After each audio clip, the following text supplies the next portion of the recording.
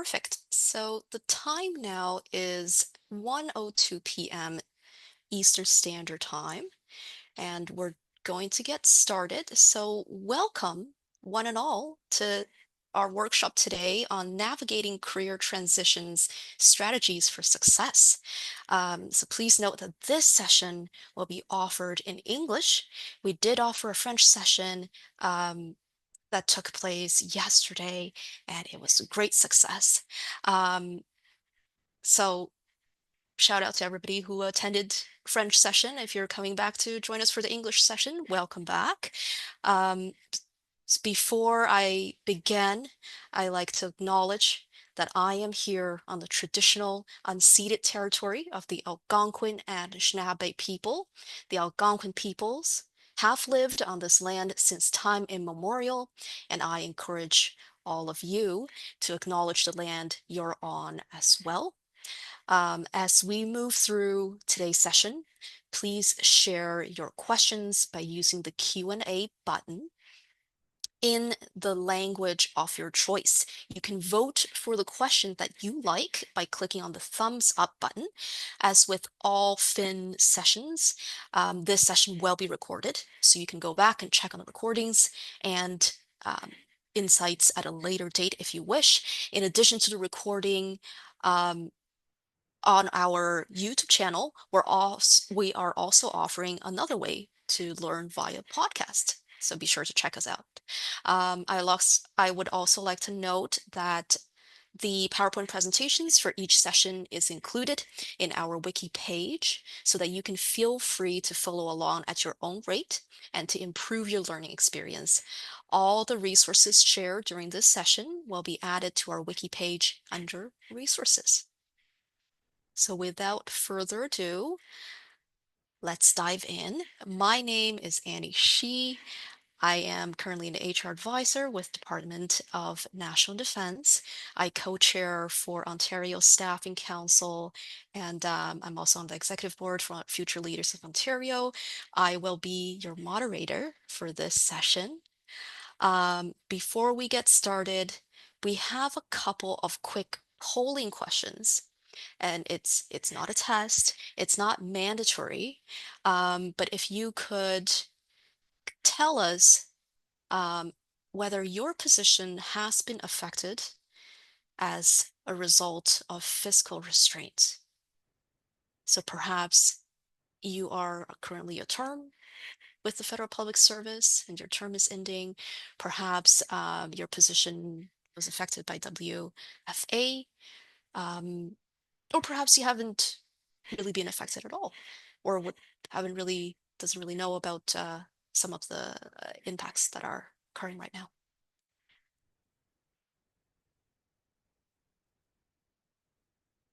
Oh, okay, perfect. So I am seeing 21% of you have indicated that your term contract is coming to an end.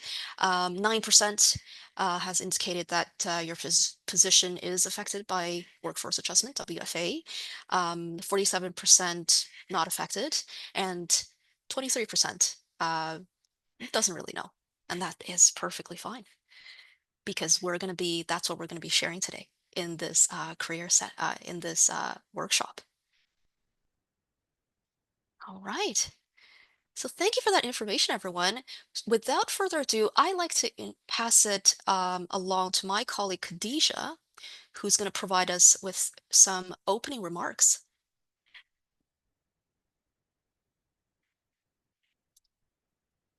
Oh, I'm so sorry. Oh, and sorry, I think I'm doing the opening remarks. Um, Oh, Josh, welcome. Yes. sorry, just delayed the session. But no, thanks very much, Annie. And yeah, I think we'll go on to the next slide.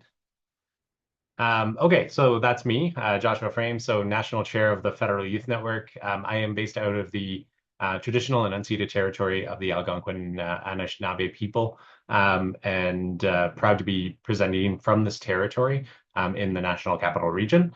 And the reason we are here today really is because of the environment.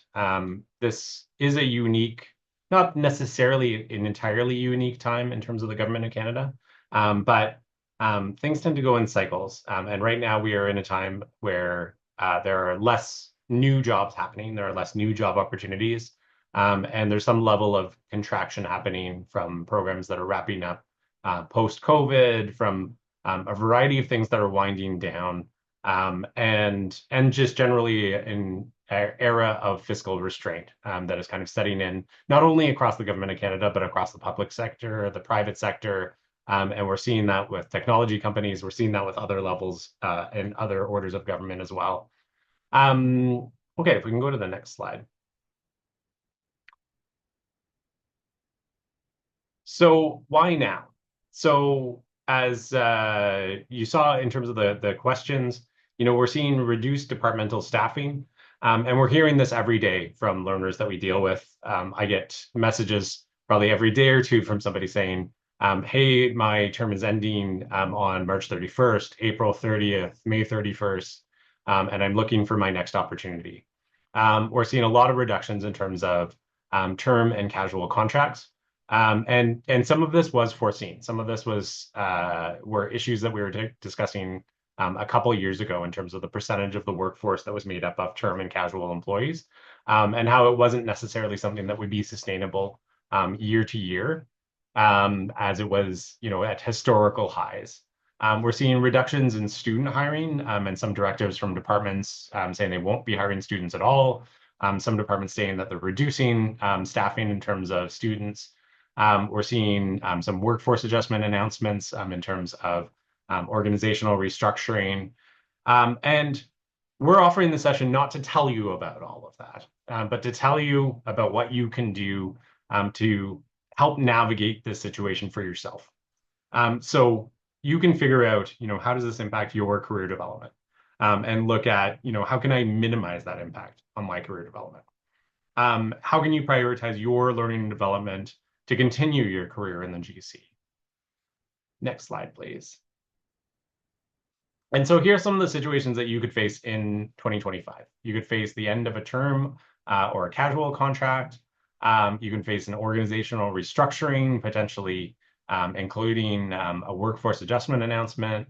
You could face some limited career mobility. We're seeing a lot of departments that are hesitant to allow people to take secondments or take other sort of assignment options even within a department, because they're uncertain about what boxes they will have, what budget they will have, and how that will be impacted if they have staff out on secondment.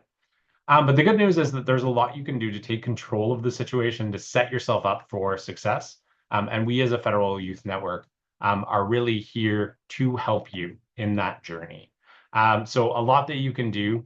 And I will say on a personal basis, I went through workforce adjustment in 2015, as did another member of our team, Tammy. We went through that for the same work function. And it was a challenge. It was a difficult time, but it was also a time where fairly immediately, a bunch of us started to work on to say kind of, what can we do? What can we do right now to help alleviate the situation? What can we do to support the workers and give them training and tools to be able to continue their careers in the GC? For me, it ended up being a complete career pivot. I went from being a team leader and manager in more of an operational function in the Ontario region in 2014, 2015, and moved that career into being a learning manager and running a professionalized learning community and setting up a professionalized learning community. So that's sort of the most positive thing that can happen, is when it's a shift that you don't necessarily expect, but it can lead to positive results.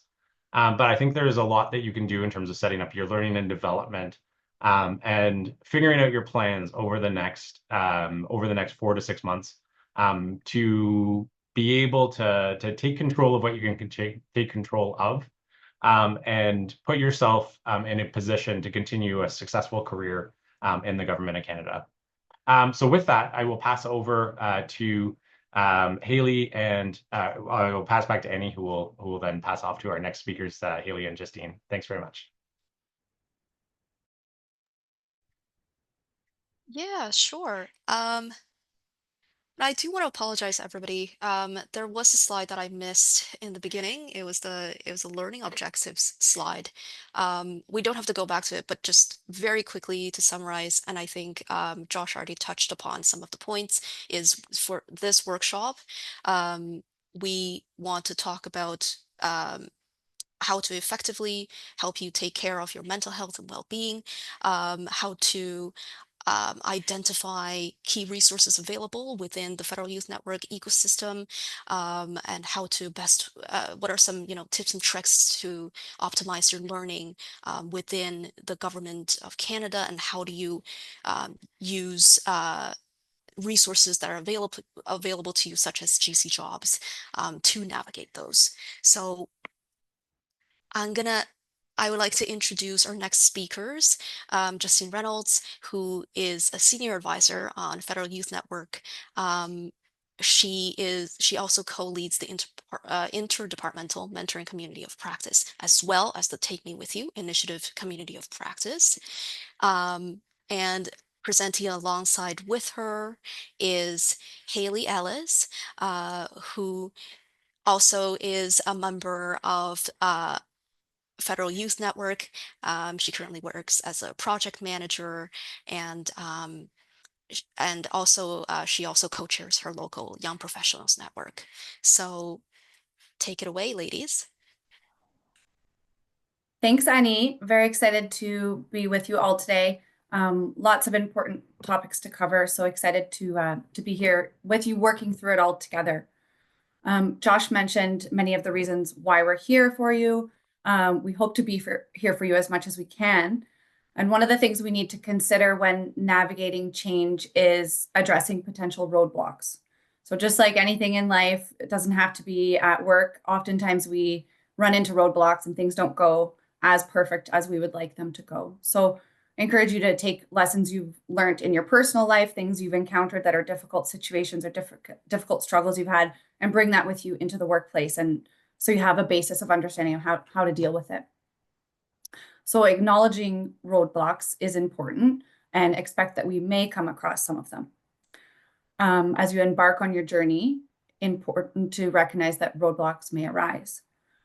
For example, your term may not be extended, may be completed early. Unfortunately, they may have to let you go. Your position may be workforce adjusted. Like Josh mentioned, it's not something new that government is facing. Unfortunately, it's happened to many of our friends and colleagues. And don't take it personal.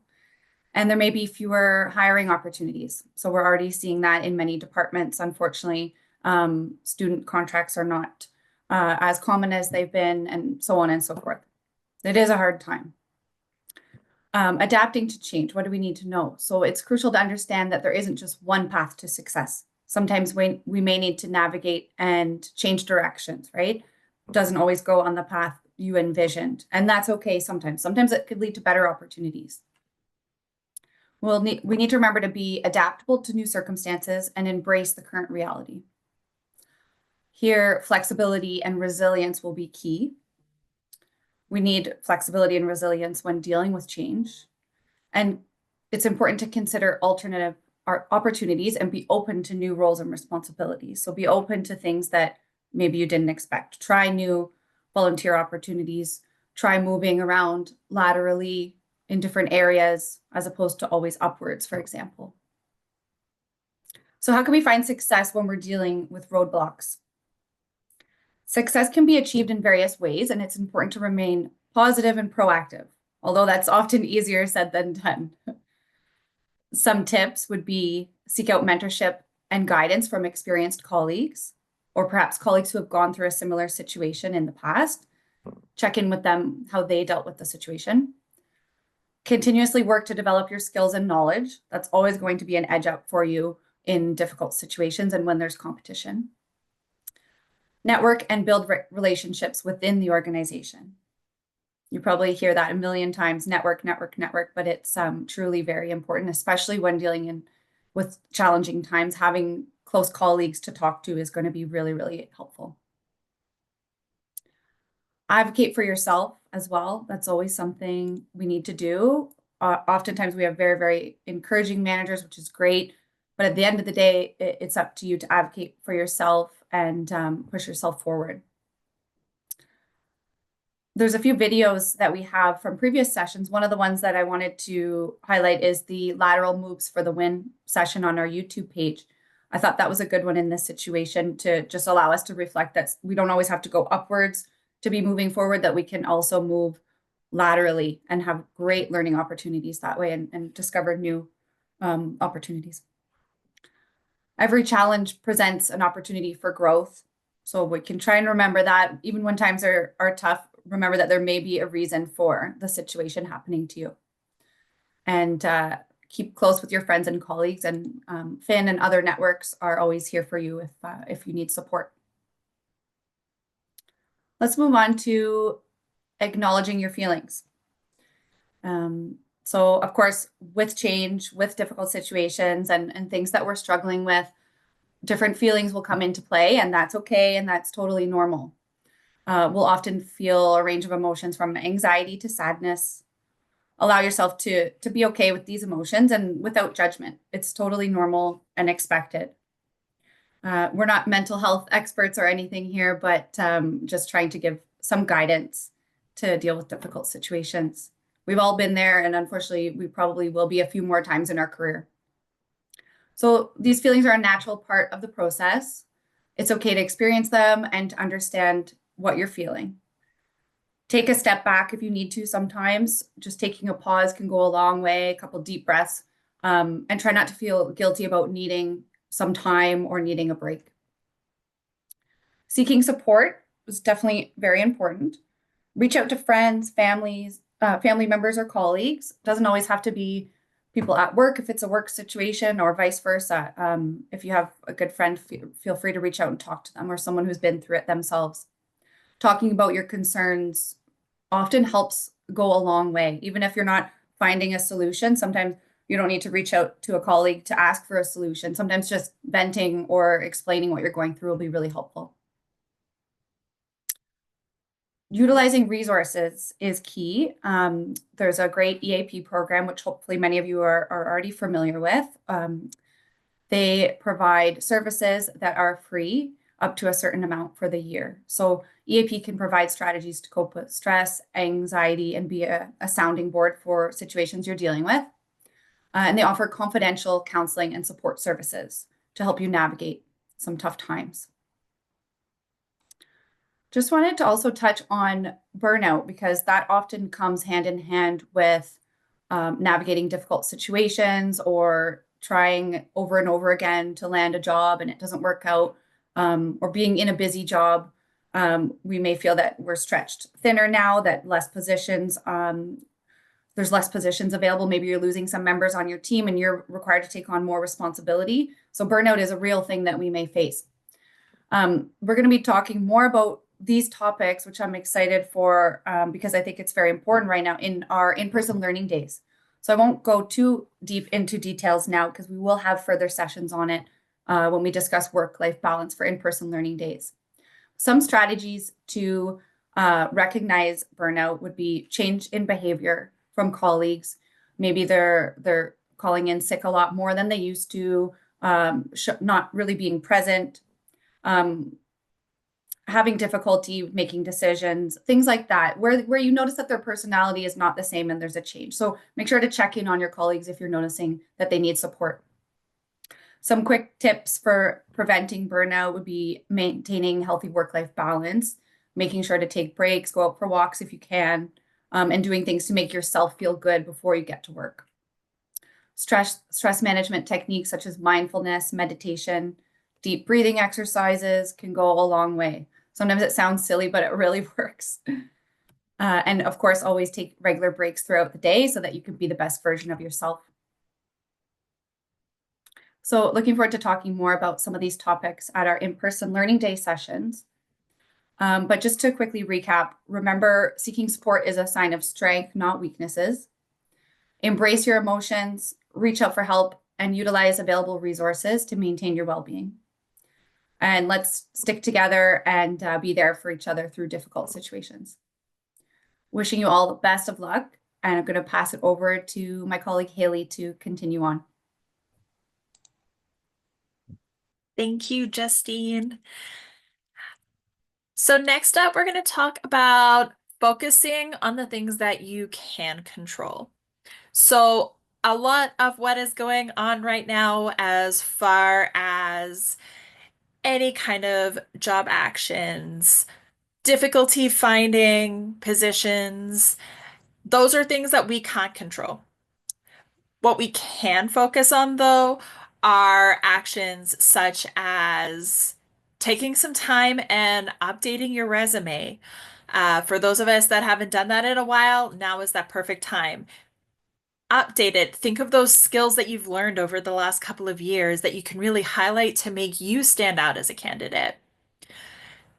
Take some time and think about learning some new skills. What are some things for jobs that you would like to do in the future that you could work on now when there aren't as many opportunities available, that when those opportunities come up down the road, you have the skills and can say, yes, I do actually have that experience. As Justine mentioned, engage in activities for your own well-being. Take that time on your lunch break, go for a walk, listen to music, read a book, whatever it is that helps you relax. If you're in a position where you're looking at having your term be ended or workforce adjusted, then look at what the financial assistance or resources that are available to you so that you can start to alleviate at least some of the stress that you can control. As someone who loves to plan, I can't stress this enough. Having a plan can really take away a lot of anxieties because now you have something that you are in control of. Yes, I know that I can do A, B, and C, and that's going to help with this problem. So just having those things in mind. And when you are stressed, take the time for yourself. The default for a lot of us is that we take care of everybody else and we forget to take care of ourselves. But in situations where it's really stressful, taking that time for yourself is so important. If we can go to the next slide, please. When we're faced with new pathways, take some time to do some self-reflection. From personal experience, I switched career paths, I should say. Partway through my career, I started my career as an auditor at Canada Revenue, and now I'm a project manager and develop career development learning products that you all attend. So two very different paths, but there's been a lot of self-reflection in why I made those changes, what my strengths and weaknesses were, reflecting on what makes me happy, and where I draw that energy from has helped me find a position that I am fulfilled with. So take some time and think about that. What is it that you actually want? What is that next step? Be open-minded and adventurous when you're exploring your next steps. Just because you've been in one career trajectory for the first part of your career does not mean that that's the only path for you. So be creative. Go back and think about those things that, give you enjoyment. The wonderful thing with the government, while opportunities aren't as plentiful right now, there are so many different types of career paths within the government that you can find something that aligns with those interests. Set small goals that can help give you that sense of accomplishment and progress without getting overwhelmed and that feeling of I'm drowning and nothing is going my way. Just small little steps to help you along the way. And turn to your network. This is where being involved in different communities or attending events with local employees in your area come in handy. So talk to your network, see what they're experiencing, see if they have heard of any opportunities. Let them know what you're interested in. Listen to what they're interested in and share that knowledge between you. We can all help each other. It's just a matter of being willing to share that information. And that's also how you find opportunities that you didn't even realize existed. So definitely keep that in mind as far as reaching out to everyone in that network that you have and having those informal coffee chats with people just to see what opportunities do exist. With that, I will pass it back to Annie. Thank you. Yeah, no, thank you so much, Justine and Haley, for this excellent presentation. I think that the information that you're presenting is also very timely, given what's happening right now with personal life, work, society.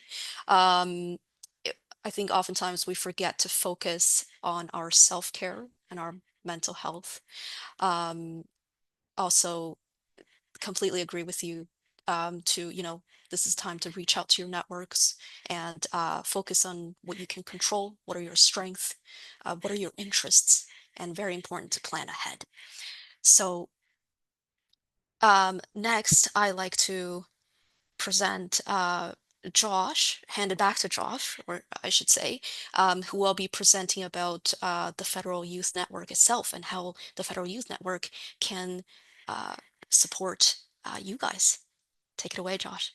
Awesome. Thanks, Annie. Okay, so a little bit about us. So first off, I will start by saying the purpose of the next few minutes is not to say that your only answer to career uncertainty and to learning in the GC is the Federal Youth Network. But we talk about it a little bit to tell you what resources we have available. And then we'll also talk about other communities and other ways that you can learn in the GC and that you can prioritize your learning during a time of uncertainty. But a little bit about us. So the Federal Youth Network was founded in 2002.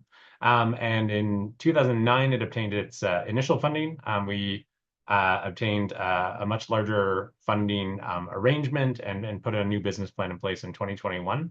And since then, we've professionalized into a team of 8 full-time employees. When I started in 2016, I was a volunteer, and we had a minimal budget. And it's really changed over the last 4 years to professionalize this organization and to be able to make sure that we can deliver what we want to deliver, but what the GC needs us to deliver to all of you across the country. So we are a national network for young and new public servants across Canada, both within our team and in terms of our programming. What we do is try to engage people where they are. So out of our team of 8, we have 4 people who are based in the National Capital Region and 4 who are based in other regional offices. We have programming that happens really across Canada, and I'll go through that in a little bit more depth. But we foster and promote engagement, innovation, career development.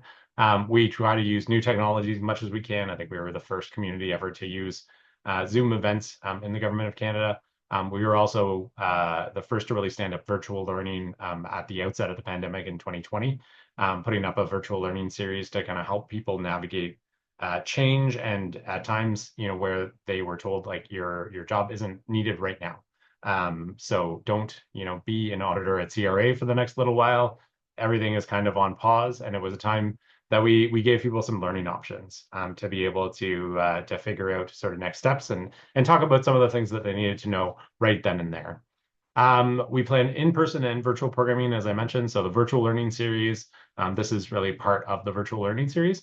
And then we have Career Bootcamp that happens annually and is one of the Government of Canada's biggest conferences, hosting close to 40,000 people over the last 5 years. Next slide, please. All right, so what we do, we provide learning and networking opportunities through our programming. We transparently collect and openly share resources. So everything that we do in terms of resources that we develop, in terms of sessions that we host, in terms of really any work that we do, we share openly. And we do that by posting it on our wiki site, which is the most trafficked Government of Canada wiki site. And it's a platform that we started using in 2020 and continue to use to this day, and continue to add pages and networks and all sorts of information for you. We are a resource for current and aspiring GC employees. So you do not need to be a GC employee to sign up for anything that we are offering in terms of virtual programming or in-person programming. But we do specify that it's generally geared towards an audience of folks who are working in the government of Canada. But everything is open to everyone. Everything that we share in terms of recordings from previous sessions are on our YouTube channel. We'll go through that as well. Next slide, please. All right, Career Bootcamp is, I think, possibly the biggest conference in the Government of Canada, and it is 100,000% the longest running conference in the Government of Canada. So it's been hosted annually since 2011. It started off as a really grassroots initiative, I believe out of IRCC, CIC at the time, Citizenship and Immigration, now Immigration, Refugees, and Citizenship Canada, and then became an initiative that went beyond one department and started to be an interdepartmental initiative. Over time, it grew, and since 2021, we've hosted it as a fully virtual conference. That is on purpose. A, because it happens in January of every year, and trying to host in-person events in the winter in most parts of Canada is an interesting and not super fun challenge. But also, we wanted to make sure that we could reach the maximum number of learners, and we can do that by providing a fully virtual event in the winter that reaches between 6,000 and 8,000 learners every single year. This year we had about 6,500 people, more than 6,500 people register. And we get a lot of take up for YouTube videos after from these sessions. I think our most popular one was around 5,500 views, which in the Government of Canada is pretty impressive. So if you look at any other GC YouTube channels that are geared towards an internal audience, you don't see a ton of take up there. So definitely we try to share everything as openly as we can because none of this is secret information. None of this is protected.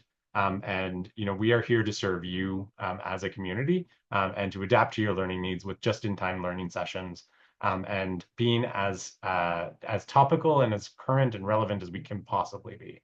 So all of the programming for Career Bootcamp changes every year. We don't offer the same exact session twice or with the same panelists.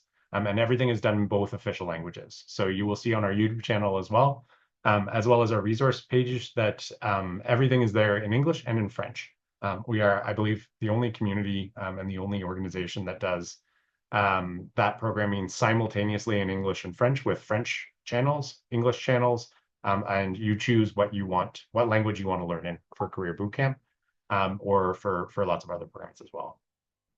All right, next slide, please. All right, in-person learning days are something that we started, we sort of resumed in 2022. So our first one was hosted in November of 2022. And since then, it's expanded really rapidly. So in 2024, we hosted 24 learning days, and our goal was 2,400 learners. But we surpassed that with over 2,700 learners who registered for those learning days. That was hosted in Yellowknife, in Whitehorse, in Victoria, Vancouver, Edmonton, Calgary, Saskatoon, Regina, Winnipeg, Thunder Bay, Sudbury, Toronto, Hamilton. Let's see. I'll see if I can name every city. Ottawa, Gatineau, Montreal, Quebec City, Moncton, Miramichi, and Fredericton, Charlottetown, Halifax, and St. John's. I think that is it. And this year we will expand with a couple additional cities added to that list, but also some learning offerings for what we're looking at is kind of an in-between audience. So we're adding a session called the Future Leaders Forum, which will aim to kind of talk to you as a potential aspiring manager and how you can set yourself up, if that is your career plan, to be a leader, to be a manager or director in the GC, how you can set yourself up for success from day one of making that decision, how you can start to invest in your own leadership development and do so, without trying to sign up for something that won't be affordable to your department or that you don't have $20,000 to put towards a master's of public admin, for example. But we'll talk to you about that at the Future Leaders Forum and whether that's the path that you want to pursue in terms of a leadership career in the GC. But lots of opportunities coming up in 2025. So we are expanding that programming, and we are coming probably to a city near you, depending, well, as long as you're not in like northern Alberta or something. But even so, there are lots of learning options for you to engage with that programming across Canada. Next slide, please. Okay, so our other programming, so as I said, we have the virtual learning series. This is part of that virtual learning series in terms of navigating career transitions.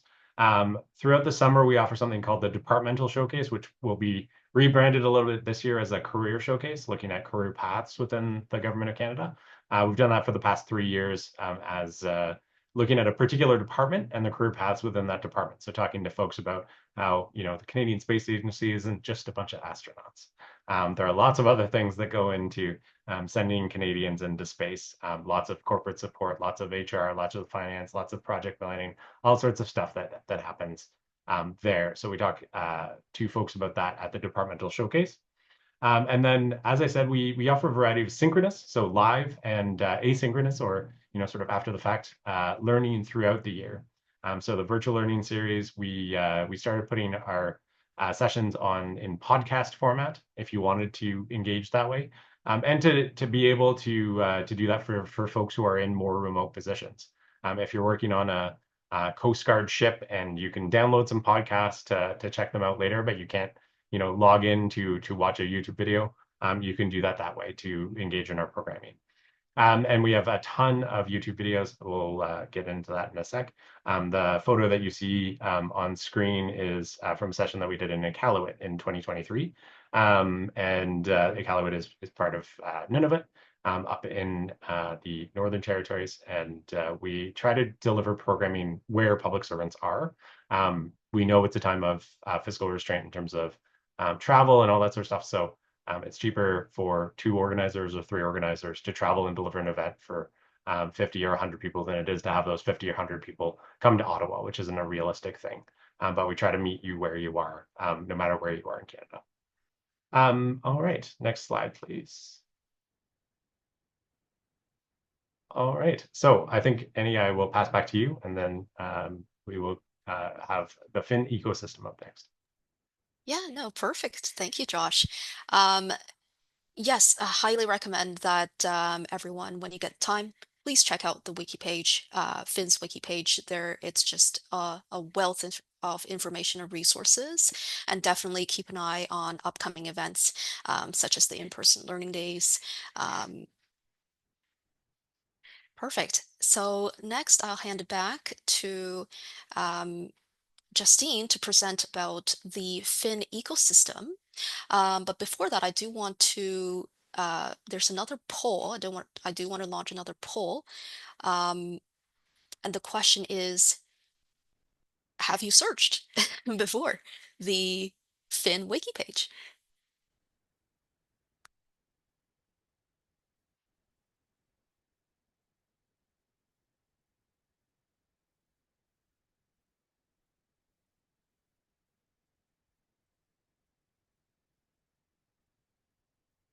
Yeah, perfect. So of those who participated in this poll, I'm seeing that 48% of you has indicated yes, that you have searched on the Finn wiki page before, 28% have not, and 23% you have not heard about the Finn wiki page. Yeah, so Justine, over to you to present about more about Finn and about Finn ecosystem. Thank you. So really neat to see many of you haven't heard of it. That's great. You're here. So now you know where to go for resources. And many of you haven't accessed it but didn't hear about it. So to access it, all you need to do, simplest way, is Google Federal Youth Network, and you can access it anywhere, even on personal devices. Doesn't need to be a work device. Wiki is accessible anywhere. Or you can use the URL or QR code that we have at the end of the presentation. We'll also be sharing resources after. All the resources mentioned today will be shared in a wrap-up email, so you can not worry if you're copying everything from the chat. It will be shared in one place after. But while you're at it, might as well add it to your favorites. That's what I like doing. Anything I want to be able to refer to later, add it to my favorites. So you'll notice when you go to the wiki page, you can enter in English, either English or French, language of your choice. Just to quickly show you how to navigate through. So you'd select English or French, and then you get into our event page with a few different banners, and you can choose where to go from there. So there's events, career resources. That's where you'd find all the recordings from our sessions, links for different resources, tools, job aids, things like that. We also have a mentorship banner you see there. All the mentorship information is consolidated in one place. So you can find info on how to find a mentor and who the contacts are to reach out to. And then about us, so just a bit more about Finn there. So anything we have coming up will always be on our wiki page under events. And that includes registration info, date and time, and everything you need to know. Perfect. Then moving along, Josh already mentioned our Finn YouTube page. All of the recordings we have for our virtual sessions are posted within 24 hours onto our YouTube page.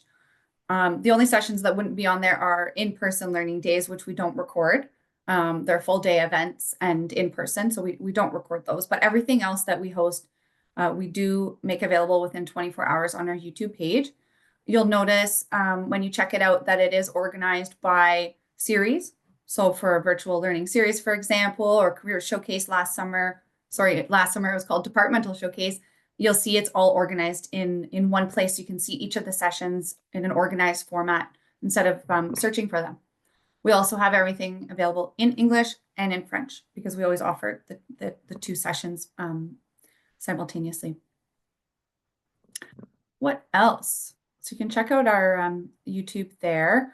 Then we also have our Spotify playlist. So this would have similar content to the YouTube page, but in another way that you can access the learning. So for example, during Career Bootcamp, I wanted to practice my French. So when I was walking my dog, Riley, I was listening to one of the French sessions. So just an example of a way that you can listen to it. If you're on a walk, if you're on a bus, whatever may have you, you can access our learning in different ways that are suitable to you.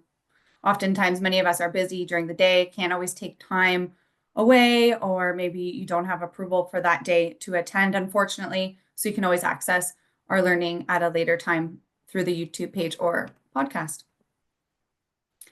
So that was just a quick snapshot. Don't want to take up too much more time because we'll get into all of your questions sooner than later. But now you know where to go to access Finn resources and upcoming events. If you have any questions, don't hesitate to let us know.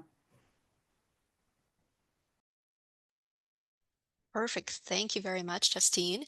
The links for the Finn Wiki page has been shared in the chat, so be sure to check that out and the resources. Next, we have a presentation on learning, and we do have another poll. The question is, what can you add to your learning plan? We have several options here: departmental learning, career development, courses from universities or college, joining networks, or all of the above.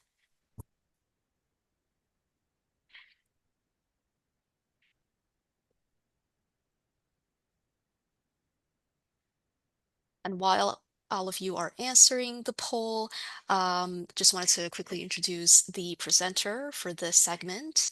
Khadisha Al-Sibai is a policy advisor for Federal Youth Network. She also worked as policy advisor previously for Indigenous Services Canada.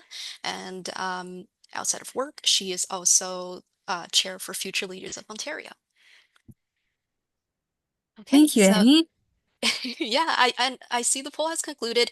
So what I can see from the poll is 85% of people put all of the above. And then we have 5% departmental learning, 5% career development, 5% networks, and then just 1% for courses at college or university.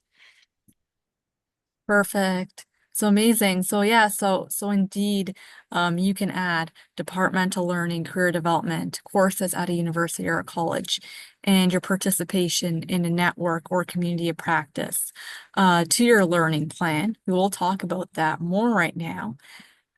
We have already, in this session, we have already talked about some of the learning that the Federal Youth Network offers. So mostly our in-person learning, comprised of, workshops, speed mentoring, that in-person interaction. And then there's also, really our virtual programming, mostly made up of webinars and recordings, which you can find on YouTube, or on, Spotify as podcasts. So Fin offers that learning, but there are also other avenues for learning. So next slide. So if you are currently a GC employee, there's lots that you can take advantage of. The most essential thing as a GC employee for your learning development is the learning plan. The learning plan is typically discussed with your manager early on in the fiscal year. It's evergreen, so you can always continue to discuss it, add to it, change it, and even discuss it with colleagues, etc. And as we said, you can add to it really any learning opportunity that you would like. And you just find a way to justify, I want to be a part of the executive team of a young professionals network to learn this, that, or I want to take this course to learn this, that, because I want to transition to a specific role. So learning plans are pretty foundational in terms of helping you kind of set your direction and plan out what your learning will look like, at least for that year.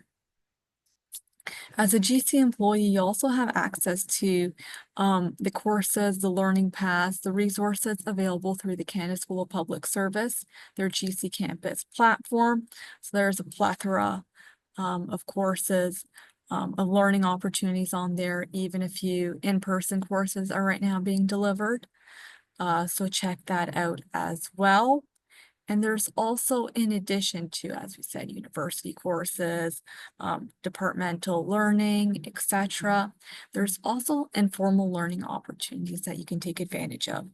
So anything from mentorship, whether that be joining a mentorship program or just informal mentoring sessions with a mentor, doing coffee chats. Coffee chats are, I think, extremely important and useful to get some of that insider information into what's going on in a specific organization or a specific, branch, division, etc. If you're looking to find out about specific job opportunities, etc. And employee networks. There's tons of networks and communities of practice within the GC. They offer learning opportunities, networking opportunities, and also opportunities to volunteer and gain some of those skills. So you could be involved in developing like a course for the community of federal regulators, if you specialize in, like regulatory compliance, and then, through that develop some skills that you don't currently have as a part of, your current position. So that's the learning for GC employees. Now, if you're no longer a GC employee because your contract ended, or you're looking to get a job into the GC, there's also ways for you to keep learning. So just next slide. Perfect. So we said that the Fin ecosystem remains available to you whether you are a GC employee or not. So feel free to always take advantage of that, of the Fin resources. All of our recordings, even our in-person events, are open to folks who are not currently GC employees. And you also have access to some informal learning opportunities, even if you are no longer a GC employee. So mentorship, you can still have a current GC employee as your mentor if you're not currently a GC employee. Coffee chats with GC employees, reaching out to them through LinkedIn is a pretty easy way. And then there's also a lot of communities professional associations, or opportunities outside of the GC that you can get involved in and that you can use for networking to then also come back to the GC if you want to come back to the GC at some point. So lots of choice. You know, if you're an HR professional, maybe the HR Professionals Association is a good choice for you. Or maybe you're not in charge, or maybe you're not interested in that. So maybe you want to volunteer for a charity. There's lots of opportunities in that way. Next slide. We mentioned that we've got lots of employee networks within the GC. Here are a few of just a very small number of them and some of the different types. So the National Managers Community, they do a lot. So they're, you know, they're a sister organization essentially to the FIN, if you wish, in that they support managers while we tend to support more early career employees. There's CFR, Community of Federal Regulators, you know, very much specifically for folks working in a regulatory environment. There's the Pride Network and many other DEI networks within the GC. And then we also have over here the logo for our New Brunswick regional network. So there's a lot of young professional networks, both operating at the regional level and also within departments. So lots of opportunities for learning, for growth, for networking. Next slide. And just to further add to what we've been talking about with opportunities, you know, really sit down, think about what you're really interested in and what is, you know, the most beneficial to you right now.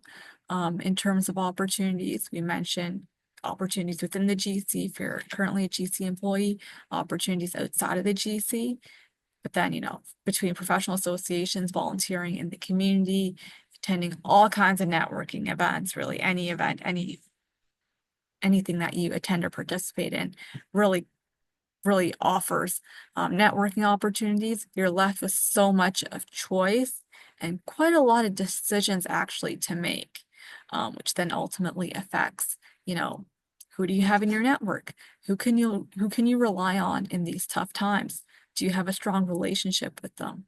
A relationship strong enough for them to, you know, recommend you to someone that they know? A relationship strong enough for them to review your resume and give you, you know, some really good advice. So lots to think about, lots to choose from, and lots to explore so that you can continue to grow, continue to learn, and continue to progress in your career, even if you may be feeling some difficulties progressing in the way that you initially thought you would be progressing.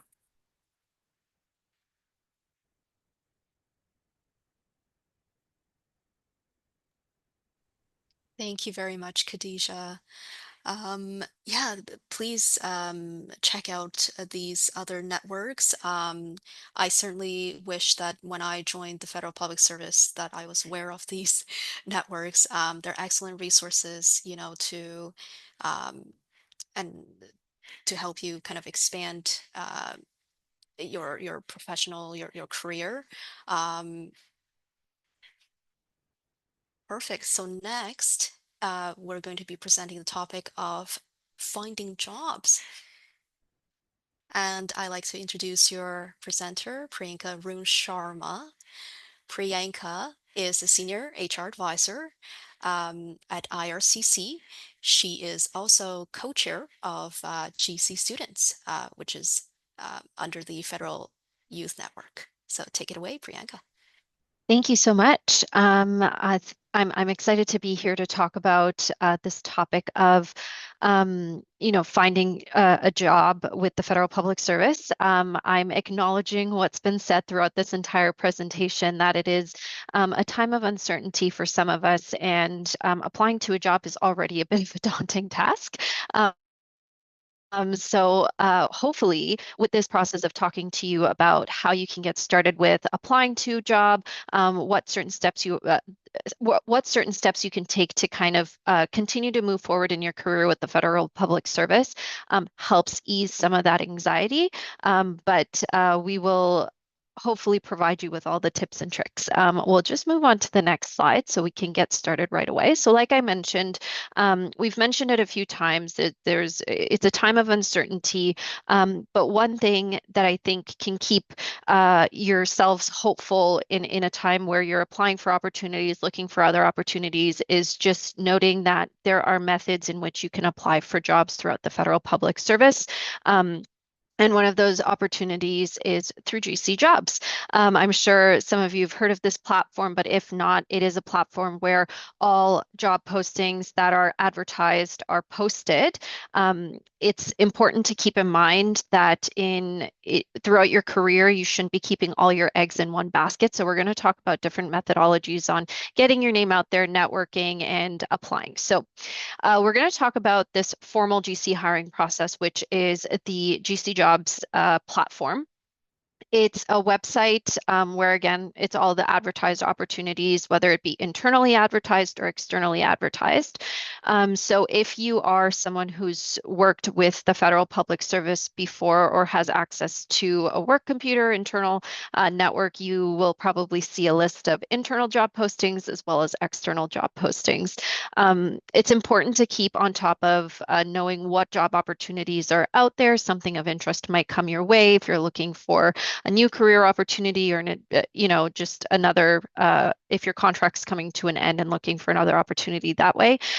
Setting up notifications through GC Jobs is extremely helpful. You will get notified anytime an opportunity pops up so that you don't miss out on the deadline for the application. One of the first things that needs to be done before applying to GC Jobs or an opportunity on this platform is making sure that your resume and your cover letter are up to date. It is extremely important to be reading the entire job posting. The job posters are very long. They have lots of information in them, but breaking it down and making a checklist for yourself so you know what the duties of the job opportunities are, the intent of the process, the essential qualifications, as well as the assets that might be looked at a later date are important to include as a part of your resume and cover letter. It goes to show that you've done your research, you know what you're applying for, and that you meet the qualifications just from your resume as a starter to the process. So making sure your resume and cover letter are up to date before applying to an opportunity is extremely important. And later on in this presentation, we'll have someone talk a little bit more about how to make a standout resume. So keep that top of mind and prioritize, making sure your resume is always up to date with every experience you've had throughout your career. I'm sure if you have applied to a poster, you'll know that you have to go through screening questions. That is a very long process sometimes and can feel a bit overwhelming, but one of the best tips I can give you is to copy paste those questions in a Word document and take it step by step. I mentioned a checklist earlier. The checklist has helped me immensely when I applied to these opportunities, so I'm going to share that tip with all of you. There's a list of essential qualifications and I would say asset qualifications that are usually near the end of the poster, and making a checklist of those and how you meet each one of those criteria by using the STAR method, which is situation, task, action, result method. To answer those questions is going to be the easiest way to make your way through the screening questions. So the first tip is copying and pasting all the questions into a Word document. Unfortunately, sometimes with the GC Jobs platform, if you do get logged out or if your session times out, the answers sometimes don't save. And that just is really discouraging when you've worked really hard on answering those questions. The second tip is making a checklist of all the essential and asset qualifications listed within this document. They're going to ask you about it. This is key assessment to ensuring you can get screened in. A lot of the time, if you don't even meet the essential qualification, like even one of the essential qualifications, there's the possibility of getting screened out. From my experience, it's usually listed in order of importance. So it would be essential qualifications first, asset qualifications following that. They will also ask you questions about language requirement, education requirement, and all the information on what's necessary to qualify in terms of being screened in is in the job poster. So you've now made your checklist. You now know what essential qualifications you need to meet, the asset qualifications, as well as your language and education and potentially other bits and pieces that you need to meet in order to be screened in. The next step is when answering these screening questions, you want to make sure you're clear and concise and provide timelines as well as real examples that establish that you have these essential qualifications or asset qualifications. One of the best methods to do that is by using the STAR method. So situation, task, action, result. You want to make sure that when you're answering each question, you're describing what situation you were in, what tasks you had to complete, the actions you took to complete those tasks to address the situation, and what results you achieved. You really are writing about your experiences yourself, what the added value you brought to the situation that you're talking about, and how that fulfills the competency that's being looked at. So it's extremely important when looking at screening questions that you take the time to really write out your answers, make sure you're really proving that you meet those essential qualifications, because that is the first step to moving on to the rest of the process. So if you are successful, that's great. You'll be notified sometimes through the job platform itself by saying screened in. You might also be contacted by an HR advisor who will then provide you with next steps. So that's a great step if you are screened in. But if you're not screened in, don't get discouraged. There's other job postings that might arise with similar pieces, and I think it just means that you'll have to revamp some of your questions a little bit and work a little bit more on providing information on how you meet those essential qualifications. So it's always a great opportunity to have a mentor help you review some of your screening questions if you have someone who can support and guide you through that. But continue to, save your screening questions, because sometimes you do have similar screening questions for other opportunities. So don't get discouraged, continue applying. It is a process, but it is definitely worth saving those answers and making notes of improvement. So if you do succeed in the screening process, so you do get screened in because whoever's evaluated your questions has determined that you meet the essential qualifications as well as the asset qualifications through your writing. You might have to take a written test or an interview as the next step. It might be both, or it might be one or the other. It really depends on how the hiring manager, the HR advisors are going through this process. So they will provide you with information via email, most likely, to further evaluate you for that specific opportunity. So just be prepared, continue to ensure you understand what the duties of that opportunity, what the core essential qualifications are, so that you can continue to use that in your written test as well as your interview. Once you've passed all those stages, the hiring manager might ask you for your reference. Usually in the job poster, there's also going to be a security requirement there. So if you don't meet the security requirement, a hiring manager might reach out to you in order to get your security screening. So the process does take a little bit of time, and we know this, that applying to an opportunity through GC Jobs can take a few months. The process of evaluation of all the candidates, making sure that references are checked, security is in check, you have your language requirements, all those pieces take some time to get through and validate. So just making sure you know what's required by reading the job poster will help immensely in the process, so that you know what you need to obtain versus what you already have. And really, final step, I guess, is once you've applied, you want to keep checking your GC Jobs account. You want to keep checking your email for updates, because as this process does take some time, you don't want to miss out on any communication that might come your way if you were screened in, if you were invited for a written test, because written tests, interviews, and all do have deadlines as well. So if you miss the reply period, you might miss out on the opportunity. So just being on top of where you've applied and what emails might be coming in to provide you with information is extremely important. The whole process is designed to be fair and merit-based, ensuring that the best candidates are selected. So that's just to validate the process that's being used for GC Jobs, and why it's important that every candidate go through the screening questions, a written evaluation, or an interview, or both. And it's also important to keep in mind when reading about all the language requirements, security requirements, and any other asset qualifications that might be listed there. All that to say, the last piece I want to leave off with on this slide is that once you have read through this process, you've done the screening questions, a good piece of information to keep for your own knowledge is how many positions are to be filled with this poster. There are many, many people who will apply to a job opportunity, but there might only be one person or one individual that they're looking to fill this position. What that means is if there are 10 qualified candidates, they will pick one of those qualified candidate that best fits their need, and there is the potential that the remaining qualified candidates or partially qualified candidates enter a pool, which leads me into the next slide.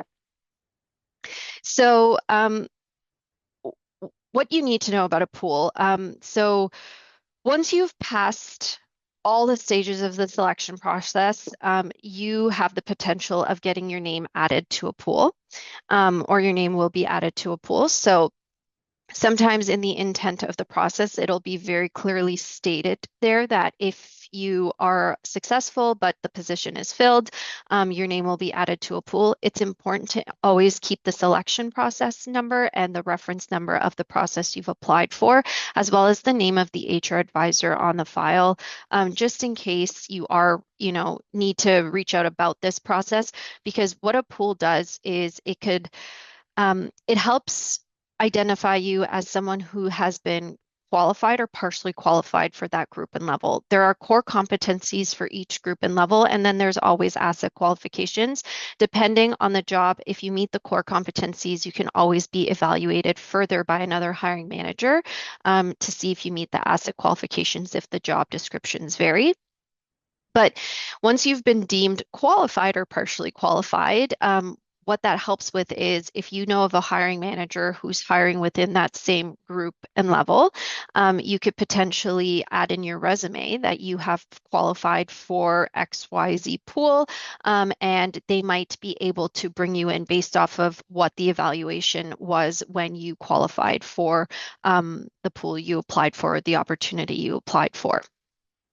One thing to be extremely clear about is a pool is not the same as an inventory. I wanted to add that in. An inventory is just a place where you're adding your name. You're not being evaluated. You haven't been matched against the criteria of the job. You're just stating your interest in being evaluated or being contacted for an opportunity within a team for a specific position. So a pool is not an inventory. A pool means you have been assessed at some degree to some level to state that you are qualified or partially qualified. A pool does not guarantee you a job. It does not mean that you are going to be guaranteed an opportunity in the future, but sometimes it's important to know that there are chances that you might never get contacted from that pool, but it's important to take that information that you have been qualified or partially qualified and use it to your advantage when potentially looking for opportunities through a social media platform, through networking, and also just your career path in terms of talking to your manager about what your future looks like within your team organization, and how they might be able to support you as a mentor as well. So being in a pool is definitely a great step, but it is not the final step. So if you are in a pool, definitely encourage you to keep applying for other opportunities while you wait to hear back about other results that you might get from sharing that you've qualified or partially qualified in a pool. And I'm going to go to the next slide because I think it ties in really well as to how you can advocate for yourself, advertise yourself. So there are non-traditional hiring methods, so other ways to find a federal job that are beyond GC jobs. So we have unofficial ways to connect with hiring managers and to find job opportunities. And one of those options is Facebook groups. There are more than 35 unofficial GC groups dedicated to connecting job seekers with hiring managers. These can be great for networking and hearing about new openings. And this is also a great platform where you can share an elevator pitch basically about yourself, add in what you're looking for, that you've qualified in a pool, where you currently work, and we're going to go into tips and tricks on that later. But like I said at the beginning, don't put all your eggs in one basket. Having the traditional method as well as the non-traditional method are great ways to get your foot out there, to continue networking, to find other opportunities. You never know what's going to come your way. And in times right now where things might be a little bit uncertain for some of us, it's important to continue trying all the platforms available to see what opportunities are out there. So not only do we have Facebook groups where you can find these opportunities and connect with hiring managers, there are other options like LinkedIn groups. There's a LinkedIn group called Government of Canada Job Opportunities Informal. This group focuses on posting current job opportunities and helping job seekers connect with hiring managers. Though that these are not official hiring channels, they are definitely useful tools to expand your job search and make connections in the federal public service. There was a part of this presentation earlier where we spoke about a little bit about networking, and I think this is exactly one of those opportunities where networking can definitely be an advantage to find an opportunity within the federal public service by using platforms such as Facebook and LinkedIn. So we will move on to the next slide, because now that we know the official way and unofficial ways and networking and what's important in terms of applying, one of the ways to be successful is in your posts that you have either made in GC jobs groups on Facebook, on LinkedIn, and even if this is something you practice by networking in person and want to share with hiring managers you meet in person as well, or within your workspace. So a few tips for a successful job search are to make sure you let the hiring managers know your name. So use your name, make sure they know who you are.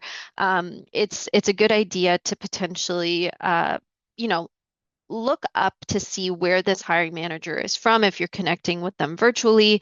If you're attending an in-person networking opportunity, engaging in a conversation that allows you to introduce yourself as well as let the hiring manager introduce themselves to you is a great way to kind of get to know one another before you start declaring or clearly stating what you are looking for. So it's extremely important to have that first good impression. The next step would be to be clear.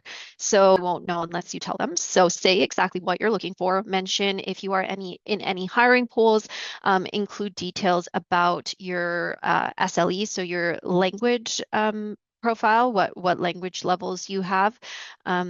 You can include details about the experiences you've had, but be extremely clear on what you are looking for. Do your research, look into opportunities that are similar to an experience that you're looking for. If you don't know what group and level that you're working in, it's important to understand that. Do a little bit of research with that. Ask your colleagues, ask your manager, so that when you are presenting yourself, whether it be in a virtual form or in a in-person form, you are extremely clear on what you're looking for. When writing a job post or really writing about yourself to find an opportunity, you want to be creative. So catch a hiring manager's attention by using a well-written, engaging post and showcase kind of who you are in a small way, so that it's not a long post to read, but it catches the manager's eyes. If you're applying to a specific post, I would definitely use what's written in that poster to match your experiences to that. That could be something that catches a hiring manager's attention. You also could just, pick some really good experiences you've had in the past and how that's relevant, maybe in the grand scheme of applying, and use that as a creative way to attract attention. There are many people who are looking for opportunities, so you want to make sure you're trying to be as creative, as attention grabbing as possible when writing. So make sure it's reviewed, well written, engaging, so that you can get that attention. Lastly, you want to be realistic. So make sure that the jobs and levels you're targeting match your qualifications and experiences. I think this brings me back to that checklist I was talking about way at the beginning, which is making sure that you have the essential qualifications, you know that you are going to meet the merit criteria of that group and level. That will bring a lot of confidence in your post, yourself, as well as it makes sure you're being realistic when applying or posting about a job that you're looking for. So a strong post or elevator pitch, whether it be in person or online, increases your chances of making the right connections and landing an opportunity potentially. So now that I've told you some of the tips for success, we're just going to go quickly into what to avoid. And that's the next slide there. So it'll be what I end off with before we go into the next section. When posting in job groups, avoid a few of the common mistakes of a negative tone. So you don't want to complain about a toxic workplace or past experiences. Because you won't be able to provide the full context. You don't want it to reflect poorly on you. And it may also raise some values and ethics concerns. So you want to just be very careful with the environment that you're in, the intention of your post, to potentially leave out the negative tone, because it's important that you focus on the positive, what you bring to the table, where your expertise lie. And honestly, really taking potentially negative circumstances that you've experienced and using those as experiences of growth to make sure what you're looking for, you know now very clearly what you're not looking for, but to then positively highlight what you are looking for. You want to make sure you're clear. I think I said this pretty well in the previous slide, but when you're not clear about what you're looking for, a hiring manager or someone reading your post will also not know what you're looking for, and they might not be able to reach out to you because it's unclear. So just making sure your intention, what you're looking for, is extremely clear by doing your research, speaking to your mentors if you do have mentors. Also just kind of having a little bit of a conversation with your manager on where your career can go can be extremely helpful in making sure your message is extremely clear. You do not want to be missing key information. Key information could be language requirement, location, essential qualifications, as well as potential hiring mechanisms like pools. Those are key pieces of information that can help a manager decide fairly quickly if they'd like to evaluate you further for an opportunity. So don't miss out on adding those key pieces of information, and don't set unrealistic expectations. I think it's wonderful to always have goals set in mind. I think every goal needs to be set at a realistic time frame. And what that means is really evaluating the knowledge that you currently have, how you can apply it. Because at the end of the day, when you apply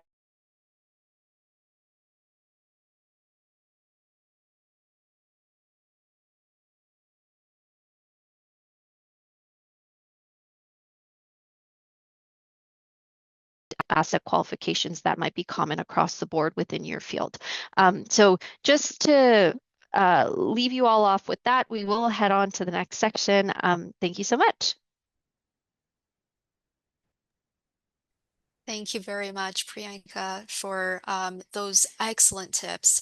And I think it definitely ties back to the start of a presentation when we talked about the importance of knowing yourself, know what your strength is or strengths are, and know what you're looking for. Be very clear in your intent in your communication, and most importantly, make sure that you're reading any advertisements very carefully before you apply to them.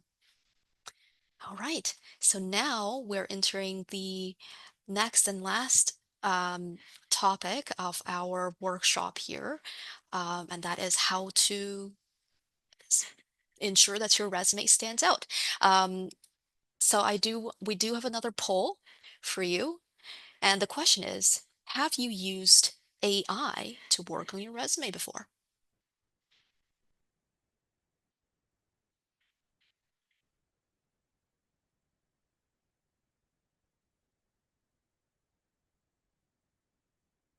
Okay, very interesting. So I am seeing 33% of people have indicated yes, that they have used AI. 56% has never used has not used AI on their resume, and 11% just never used AI at all. So yeah, no, thank you very much for that data. Very interesting to know. I'm going to hand it over to Haley, who's going to be presenting this next topic. Take it away, Haley. Thank you so much, Annie. Uh, we're going to move into one of those actionable items that we talked about in the beginning of the workshop. So, as far as things that you can control, creating your resume, revising it, making it stand out, that's definitely one of those things that you can control, you can work on, and kind of help you refocus what it is you're looking for. As far as using AI to create your resume, so I see a lot of people here haven't used it, and maybe it's something that you are interested in. Maybe you haven't thought of it before, but we're going to go through just a really quick summary of some ways that you can use it and then some things that you want to just be mindful of. So, AI can be a wonderful tool for refining your writing.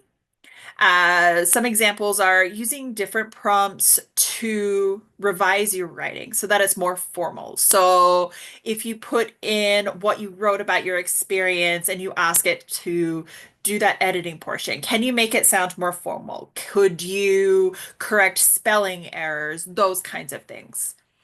Another way would be if you've taken all of the key competencies and put it into a document, you could add those to, for example, Copilot and identify keywords that you need to include. And just as that guideline of, oh, yes, I forgot to put this part in, or, oh, that's right, I didn't mention this competency yet. What you want to be mindful of is that when you're writing your experience, you should be writing it first before having AI refine the writing, just to make sure that it actually makes sense, that it is reflective of the work that you do, and that it hasn't changed things so that it becomes so general that it's no longer applicable to what it is you were trying to write in the first place. After you've put it through, make sure that you proofread. Again, make sure that what it revised for you is accurate to your experience and that it's not too generic. The last thing you want is to ask it to create something and then when you get to an interview realize, oh my goodness, I actually didn't do any of those things that I put in there. So just make sure you read and that it's actually accurate, but it is a good way to make sure that you've captured all of the things that you need to capture. One important thing to make note of is that if you're applying for a formal process on GC jobs, just make sure that AI is allowed to be used. PSC have some guidelines, and we will send you the link to that in the post-event email. So sometimes it will specify the use of AI is not allowed, or the use of AI is allowed, but you have to cite what prompts that you're using. So just make sure if you're applying for a position that you read through the entire poster and make sure that it's acceptable before you proceed with doing that. It's a silly thing to have yourself screened out for because you missed that portion. If we can move to the next slide, please.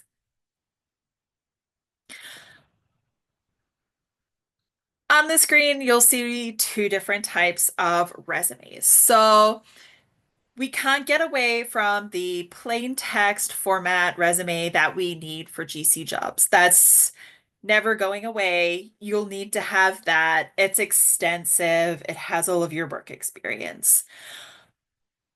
On the other side, you see something that is a little bit more brief. It's colorful and it's creative. And this is a great resume to have as that backup. If you're having an informal chat with someone that you've connected with on a Facebook group that's potentially hiring, having that brief one pager that stands out, that highlights your experience is a really good thing to have versus having that hiring manager reading through your full lengthy resume. I know that in the examples that we have, people have put in photos. This is not something that is necessary.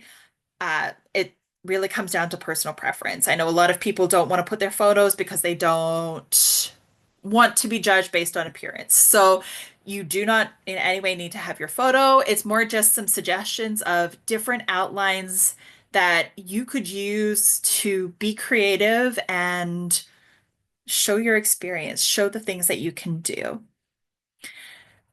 If we go to the next slide. So this was a resume that was created using Trello. Again, all of these are just for inspiration. You can be as creative as you want. You could use a Word document. However you feel is best to portray your experiences. So in this case, this individual used a Trello board. They listed their key skills, they have their employment history, their education, and it's all formatted in board, so it's easy to find what it is that you're looking for. If we go to the next slide. In this case, we have someone that's used a Miro board. So this is a great example of someone being really creative and creating a resume that fits with the type of work that they do. So they're highlighting a skill that they have. Clearly, they can use Miro. They like doing the kind of design mapping of things. In there, they do have their full resume, but then they also have those quick things that they've done, their achievements, their skills. So you can see it all. It's just in a really creative format. When you're doing your kind of creative version of your resume, think about the jobs that you're trying to apply for, and then find a way to highlight the skills that you're showing. If you're a graphic designer, then show your skills in your resume. What better way to highlight the skills that you can do in graphic design than by having something really creative to show the things? The important thing is that you're highlighting your experience. You're hitting the mark on, yes, I have this work experience. I have these skills. Those are the things that hiring managers want to see right away. Not having it incredibly long, people want to be able to see that quick one pager. So just be mindful of that length when you're doing your creative version versus that long plain text version for GC jobs. We have a wiki page full of different inspirations for different kinds of resumes. And again, we will send that to you at the end of this session. But I see we have a lot of questions, so I will quickly move to the next slide, and then we'll go to the Q&A. So just as a really quick conclusion, right now, when facing career uncertainty, take stock of what's in your control and what's outside of your control. So things you can control are what those next steps are going to be. Taking care of your own mental health, it's something that doesn't necessarily come as like, yes, I have to do that, but it is really important that you do. Be deliberate in planning out your learning and development. Think about what it is that you want to achieve and be very purposeful in that. Understand the learning platforms that are accessible, both in the GC and outside of the GC. Invest time in networking, whether that is in person, on social media like LinkedIn and Facebook, or joining your various associations, like just building that network both within the GC and outside. And remember that you're not alone. So there's many employees that are facing uncertainty right now, and there are a lot of resources there to help you. So you're not alone. And with that, I'll pass it back to Annie. Thank you. Thank you so much, Haley. All right, so next we will be moving on to our Q&A period. I will go ahead and read out our first question. The question is posed by Melinda. Thank you, Melinda. The question is, how do I persuade my manager to assign me added value tasks and projects instead of being typecast in assignments and roles where the experience is stagnant and skills development and improvement are undervalued? Well, I can start off with answering this question. I think the first thing that I will say is that, at first, I think it depends on what your job is. So your job as in your job classification, the job description, what your team is, what your team does, etc. I think it's first important to acknowledge that a manager may be limited in what they can assign you as development opportunities based on the circumstances. So if they're understaffed, you're going to be forced to do the essential work.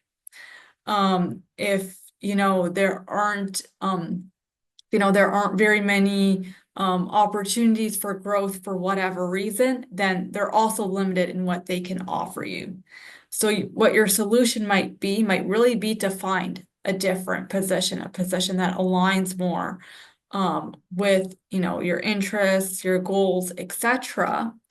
And since you cannot obtain enough development opportunities through your current position, use some of those extracurricular activities, we'll call them, to build the skills that you need to get yourself to that position that you want to be in. So that may be, spending time, 2 hours after work volunteering for one of the employee networks. That may be going to a networking event after hours to meet people and connect with them that way, or taking a course on the weekends, for instance.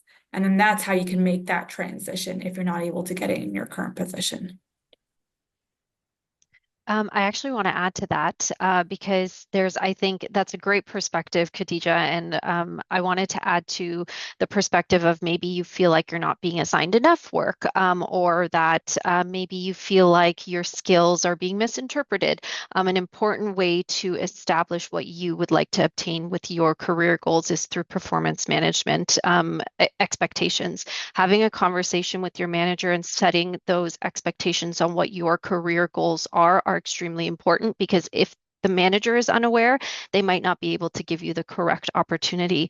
The other piece I wanted to add there is if you feel like you are achieving all that's being asked of you in your tasks, you're completing your tasks throughout the day, and you feel like you can be given additional work if that's a opportunity, it's also worth having a conversation with your manager on how that will expand your skills to support you throughout your career. So I think the two perspectives really fit well together, because if it is not within your job description, there's too much work to be done, it might not be an appropriate time to ask for more tasks that are related to what you want to do in the future. And looking for another opportunity can definitely support that. But ensuring that your manager is aware of what you want and what your career goals are can also provoke a great conversation on what additional skills you can gain throughout the job you're currently in. Thank you very much, Priyanka and Khadija. Excellent points. Just moving on to the next question. Next question is, My term contract is ending end of the month, and I feel like I've exhausted all of my resources and I'm not sure what to do next. I've spent many months applying to all kinds of jobs, government and outside of government, and I've networked, I've looked at jobs cross country. I struggle to get responses or interviews despite people telling me my resume and experience and traits are very strong. Sure, I can jump in on this one.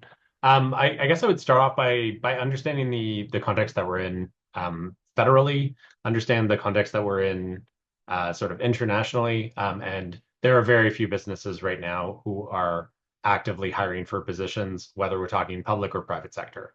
The reality for basically every order of government is that there was a lot of increased spending during the pandemic, and now we're kind of 5 years past that, and lots of those programs and lots of that funding is sunsetting.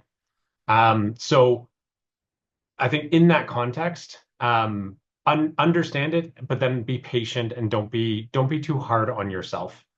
You can only do so much to apply to the jobs that you're qualified for. I would say just maximize your efficiency in terms of that.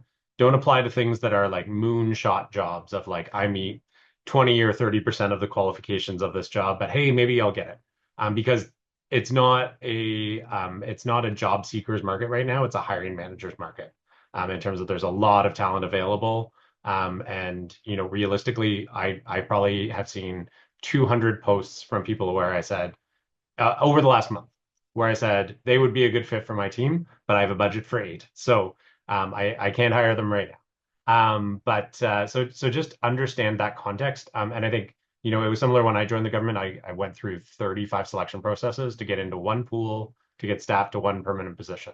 And it took a long time because it was a similar circumstance, reductions in government hiring, lots of hiring freezes, lots of different situations. So just be patient.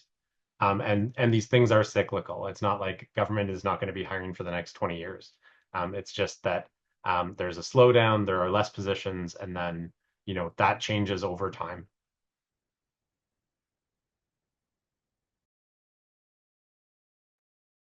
Thank you very much, Josh. Um, our next question is, can you provide specific examples of successful job searches using Facebook and LinkedIn social media? And what are some of the common pitfalls to avoid? Sure. Sorry, maybe I'll jump in on this one too, and then I'll be quiet for a little bit.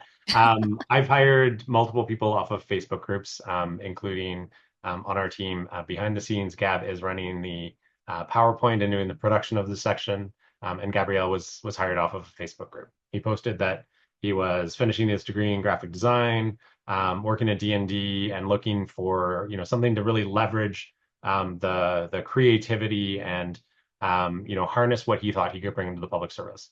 I messaged him on Facebook Messenger while I was on vacation, which is something I try not to do. I try to keep a full disconnect if I'm on vacation. But I saw him and I was like, he will be perfect for our team potentially. He's worth having a conversation with, and he's worth reaching out to right now because I think there are going to be a lot of people who would like to have him on their team. Guillaume, who was our MC for the first session, the session in French this morning, is another example of that. Reached out to him immediately, hired him to our team as a casual. He then became a term employee and great fit, and then he was poached for somebody else's team at ESTC. So there are lots of examples of folks finding their jobs this way. That's why hiring managers are on these Facebook groups. That's why the LinkedIn job seeker group quickly swelled to, I think it's something like 25,000 members at this point. And it was stood up like a year ago. There are lots of methods that you can use for these. Pitfalls to avoid, I think like we referenced earlier, negative tone. I'm in a toxic workplace. I need to get out immediately. That is not how to approach finding a new job. Because the immediate thing that flags for me as a hiring manager is how much of that toxicity was you versus the environment. And why are you bringing this up on a public forum, and how much of a lack of judgment does that show? So keep it positive, as Priyanka mentioned earlier, but also give them the information that they need to know. What is the hiring mechanism that you would be hired by? Are you in a pool? Do you have second language results? Where are you located? What level are you looking for? Is that realistic in comparison to your experience and your education? So just all of those elements. And we deliver a course on that, and I think we've shared that information before. But we deliver a course on what's a good social media post. So happy to. I think we have those resources online. If not, we will share those after the fact.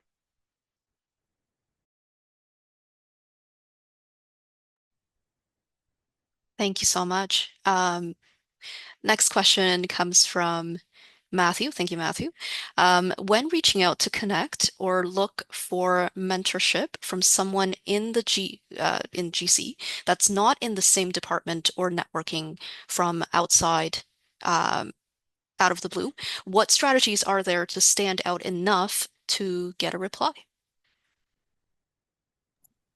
I'll jump in on this one because I always love talking about mentorship. One of my roles with the FIN team is leading the interdepartmental mentorship community of practice with my colleague Emily Smith at DFO. So we bring people together across the GC who are working on mentorship programs or who are interested in implementing mentorship programs.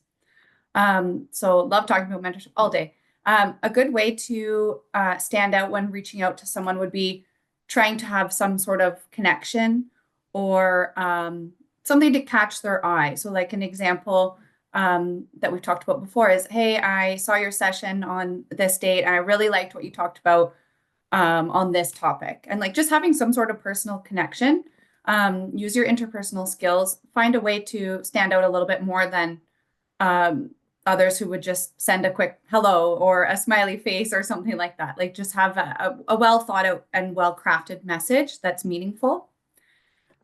There's lots of ways to meet mentors, and instead of just reaching out in the blue, but that also works. Like check out LinkedIn, see who you're interested in connecting with, which department you want to work at, which organization, and then feel free to reach out that way. But if that doesn't work, actually meeting someone first is always a great way. So I'm thinking of our speed mentoring events that we offer several times throughout the year, in person through our in-person learning days, and then virtually for career boot camp and other one-off times throughout the year. So if you attend a speed mentoring event, meet someone that you really connect with, think is a really cool person and you want to connect with them, you could reach out to them after and say, hey, I remember meeting you at the speed mentoring event. Would you be available for a coffee chat?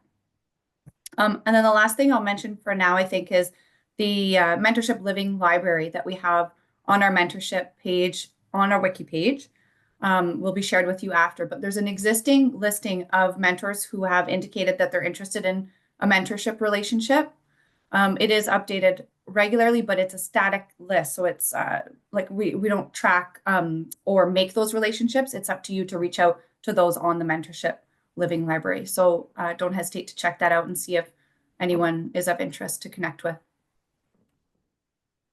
There is one thing that comes to my mind, which is if you are cold calling someone, like reaching out to someone who you do not know and asking them if they can have a coffee chat with you or such, the likelihood of them getting back to you is higher if you provide them with a specific reason as to why you are reaching out to them.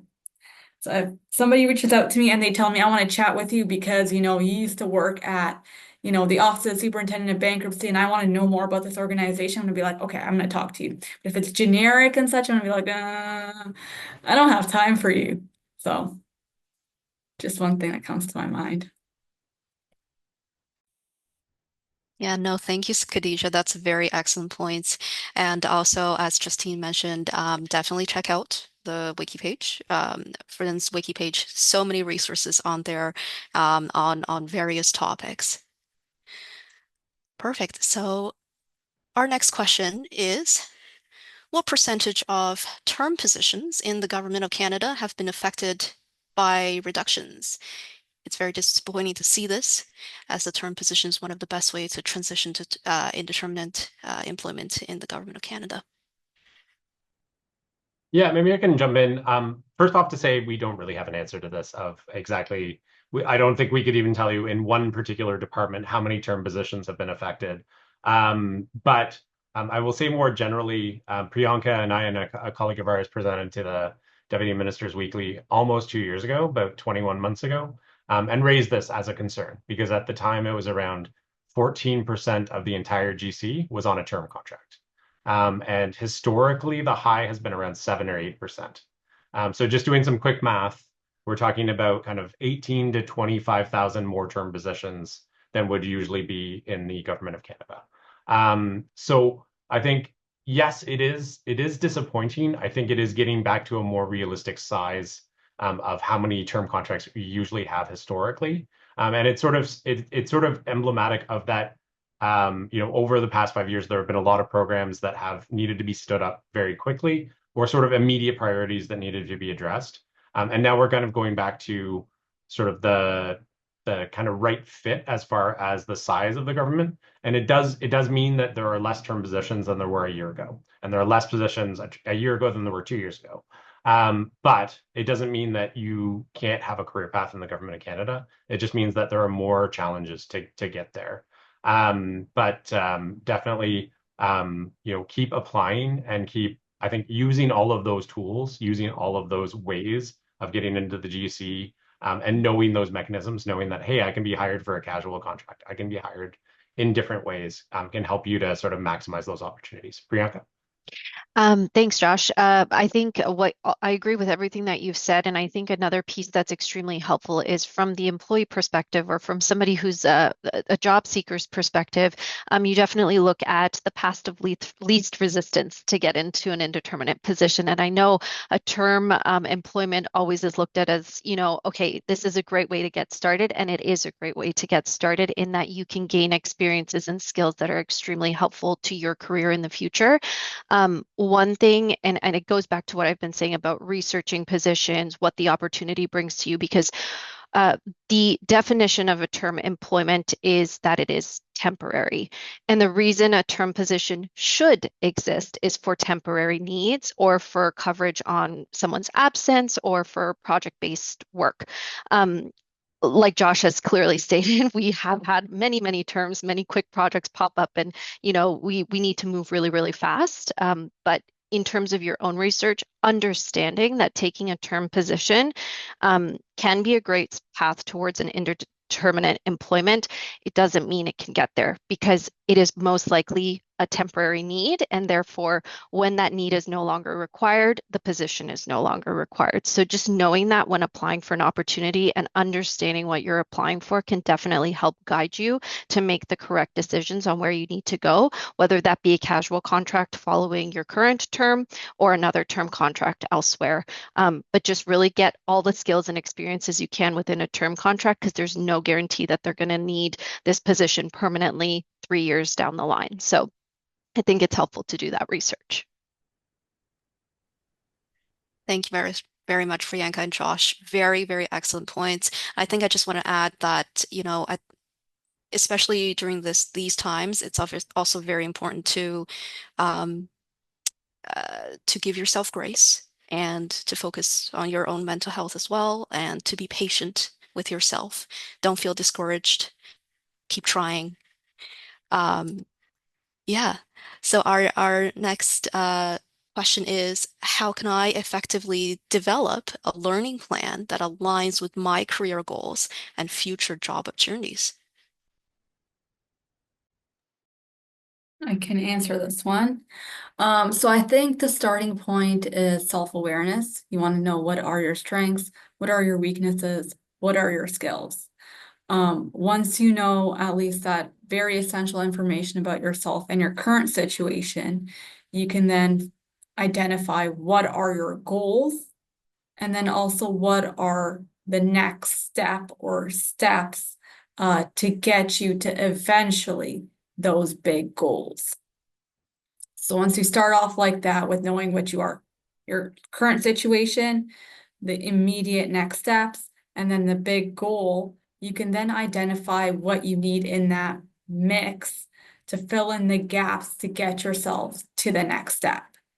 And as we said during this session, your learning plan is essentially a mix of different experiences to help you get to that next step, whether that be mentorship, whether that be courses, participating in an event. That combination, whatever that is, can then get you to that next step. And you put that all into your learning plan, and you can continue to discuss that over time with your manager and change it up accordingly.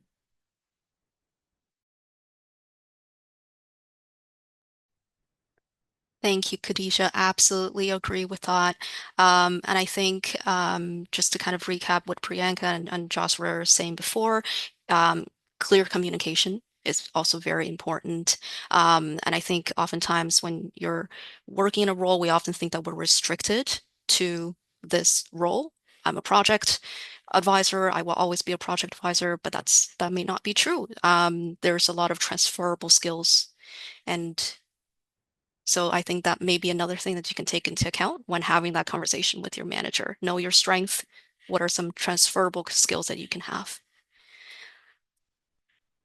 Perfect. The next question is, um, I am wondering if this is, in general, a poor time in terms of my career progression within the government to ask for short-term leave without pay for roughly 2 or 3 months for a personal developmental opportunity, for development opportunity.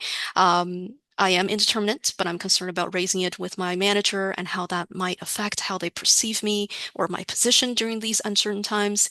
I wonder if there are any strategies to navigate this conversation. Yeah, maybe I'll jump in and then if anyone would like to add. Um, I think it's a good sign that you have thought about whether this is a good time and whether how you should approach the conversation with your manager. Um, I think approach it that way with your manager. I know it's a challenging time. I have this opportunity. Is it the right time for me to be able to do that? For lots of leave without pay options, it sort of depends. Some of them are things that should and will be granted by your manager, and some of them are things that are leave types that are more subject to operational requirements, all that sort of stuff. So if you're looking at, say, a 3-month leave and using your leave for personal needs, which is a once in a career leave for up to 3 months, then that is something that is to be granted. Generally, still work with your manager to make sure it's not taken at a time that works for your work section. If you were looking at, say, doing 12 months of leave or not 12 months, sorry, 12 weeks of leave with income averaging, then that's something that's more subject to operational requirements and dependent on whether it works for your work section or not. But I think in advance of that conversation, what I would do is figure out what work that you will have over the next few months and whether your team has the capacity to take on that work. If so, maybe identify those folks. I did this when I was leaving a work section, and my manager said, well, if you took this opportunity, like, who would we have do the work? And I said, oh, well, I've been training so-and-so on learning this workload, and so is ready to step up and be promoted into the position. And it creates, all sorts of developmental opportunities for folks by backfilling at various levels. So that reassured my manager that, oh, actually, great, I don't need you here anymore, but absolutely, you're going to take this year opportunity. Don't come back. I don't care. It wasn't quite that. My manager was very supportive, but if you kind of plan that out a little bit in advance, solve that problem for your manager so that they're not like, okay, well, who would get the work done? You have the following deliverables over the next 3 months. How am I going to backfill that with somebody who knows that file, who knows how to do that work? So figure out that solution. I think it will be a much easier conversation.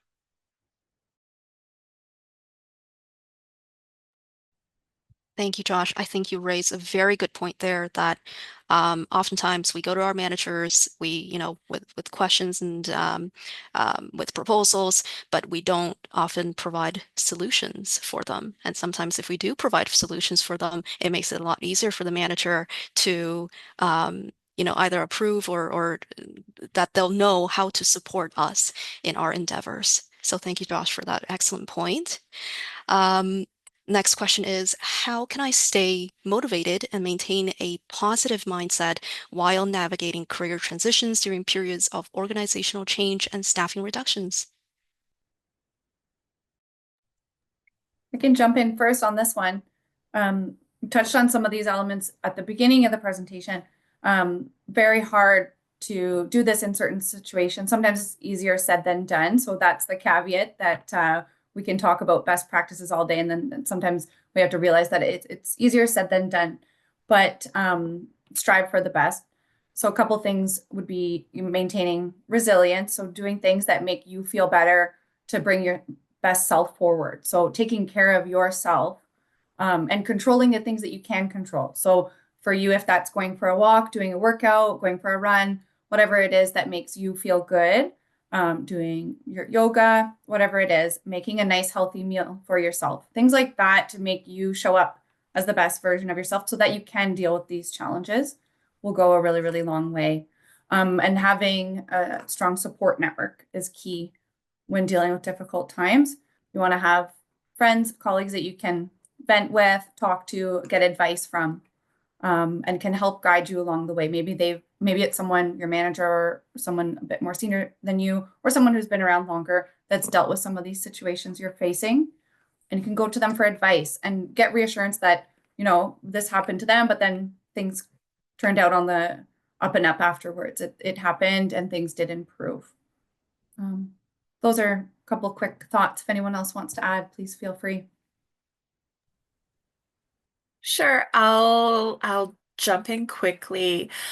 I think knowing how you deal with stress is really important. So taking a little bit of time, doing a little bit of self-reflection goes a long way. So personally, for me, when I'm under a lot of stress, having that plan, I have checklists for my checklists, but that's what kind of helps relieve and alleviate some of that stress. That feeling when I tick off, like, okay, yes, I have done this task. Perfect. Okay, that's a win for me.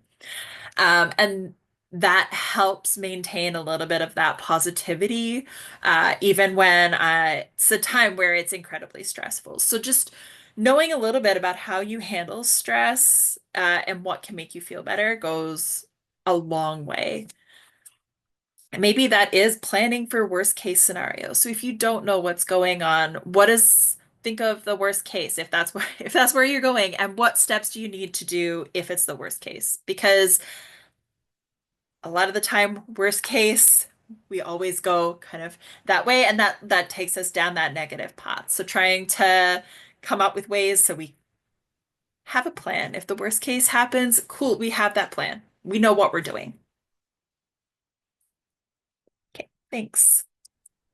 Thank you, Haley and Justine. I think that's a great kind of reinforcing the importance of giving yourself grace, also knowing yourself and how to finding different ways to de-stress. Yes, for sure. So our next question is, what is workforce adjustment? Sure. Maybe I can start off with this one, having gone through workforce adjustment. But basically, it can occur for any number of reasons. I'll put a link in the chat as well. But the essence of it is the government employed a certain number of people at a certain level for a certain job title, and have identified that they either don't need those people to do that work anymore, or they don't need as many of those people to do that work anymore. So examples of that, what I went through was as a team leader, we had 3 permanent team leaders, and we were sizing down one piece of the operation.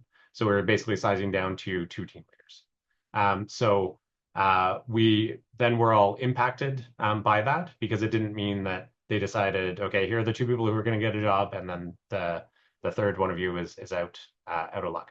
But basically, they needed to decide upon a process to evaluate who would stay in those positions, who would not, and then the other folks would have, I believe it was 12 months to find another position, be on a priority list, and to move to another role in the government of Canada.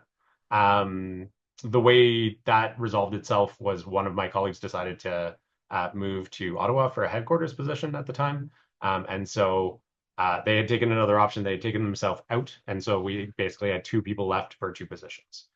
For our staff, they were in a position where at a certain level they were eliminating that workload entirely. So all 25 of them needed to find other roles elsewhere. And so we worked with them over the next year to help them develop the skills, develop their resumes, develop their interview skills, and to apply elsewhere. And I'm happy to say that in that case, everyone who wanted to stay in the government of Canada stayed and found a new role in the government of Canada. It's not to say that that happens every single time, but that's kind of the basics of it in terms of workforce adjustment. Thank you very much, Josh. Unfortunately, we've run out of time. We're actually a little bit over time. But I want to thank everybody who submitted questions. I want to thank all of our panelists for being here today. I think today's session was very important. We touched upon a lot of very important topics, and it's a very timely workshop. So we have one final polling question for you. And the question is, did you find, did this workshop meet your needs? Did you find it helpful?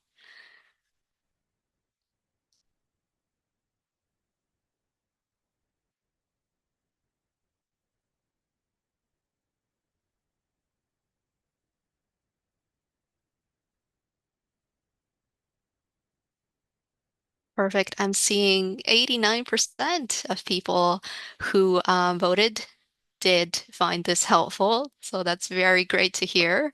For all of the resources that are mentioned today will be sent to you in a post-event email. And we will also be sending you links to all of our programming, including our in-person learning days, which will be taking place in 25 cities across the country in spring and fall. So, as with all of our virtual programming, the recording of this event will be available on our YouTube channel. So, once again, thank you, panelists, and thank you to all the participants.